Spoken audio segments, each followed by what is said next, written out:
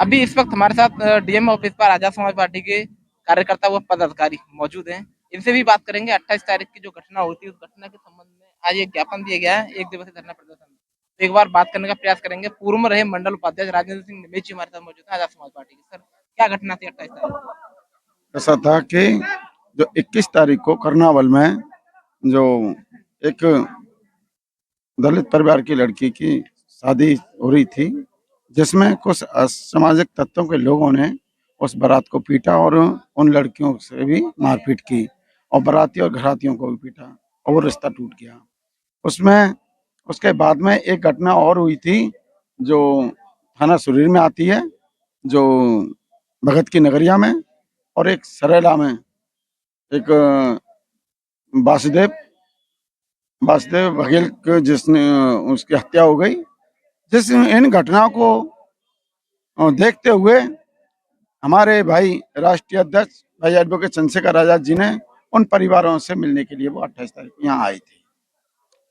जैसे ही कर्नावर से और वहां जा रहे थे तो सुरीर के पास ही कुछ लोगों ने भाई एडवोकेट चंद्रशेखर आजाद जी के काफिले पर हमला बोला था।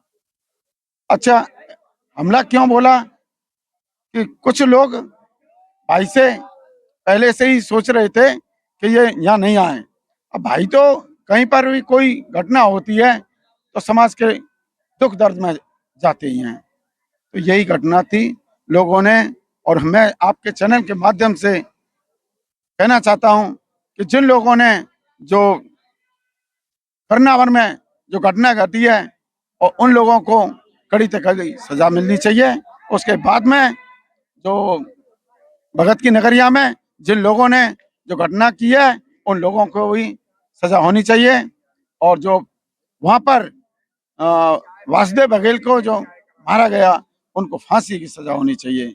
और मैं सरकार से कहना चाहता हूं कि अगर आप इस उत्तर प्रदेश में शासन को नहीं संभाल पा रहे हैं तो इस्तीफा दे देना चाहिए और उत्तर प्रदेश में राष्ट्रपति शासन लगना चाहिए, क्योंकि ये जो सरकार चल रही है ये नाकाम है।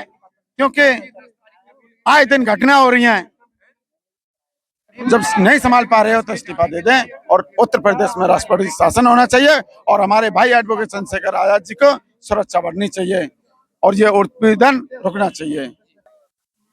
मैं आपके चैनल के माध्यम से कहना चाहूँगा कि जैसे जनपद मथुरा में 3 घटनाएं हुई और 3 में से 2 घटनाओं के परिवारों से हमारे राष्ट्रीय अध्यक्ष आदरणीय भाई चंद्रशेखर एडवोकेट जी ने मुलाकात की।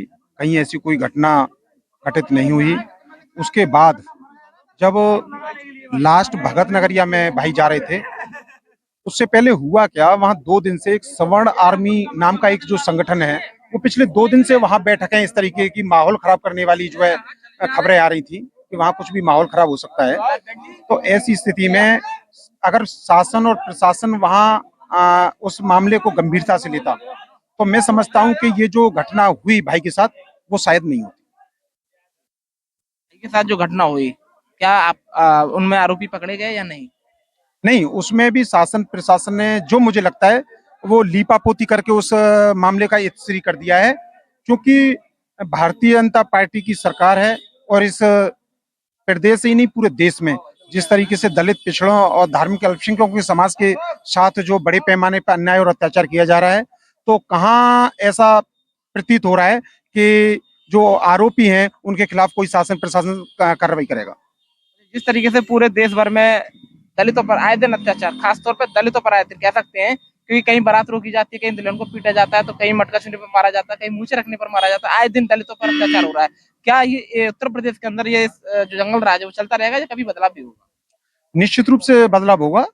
जब जब जब किसी चीज की अति हुई है तो फिर उसका अंत भी निश्चित है। और जिस दिन ये लोग जो पीड़ित और जो परेशान लोग हैं, जिस दिन एक साथ उठ के खड़े हो जाएंगे और भाई चंद्रशेखर आजाद जी के हाथों को मजबूत करेंगे, निश्चित रूप से इनका जवाब उन्हें दिया जाएगा। कहीं ना कहीं एक और बात खुल कर नजर आ रही है कि उत्तर प्रदेश में 2027 में चुनाव होने वाला है। क्या आजाद समाज पार्टी अकेले लड़ना पसंद करेगी या किसी के साथ गठबंधन करके लड़ना? देखिए, ये तो इस बारे में निर्णय हमारे पार्टी के जो राष्ट्रीय अध्यक्ष हैं, भीम आर्मी चीफ और नगीना से सांसद भाई चंद्रशेखर आज़ाद जी ही इस बारे में फैसला करेंगे। उनका उस समय का राजनीतिक परिस्थितियाँ क्या होंगी, उसको देखते हुए वो उस समय निर्णय होगा और जो निर्णय हमारे राष्ट्रीय अध्यक्ष जी का होगा, वो पार्टी के एक-एक कार्यकर्ता को कबूल होगा और उसका अक्षर से पालन होगा। बहुत बहुत धन्यवाद जी।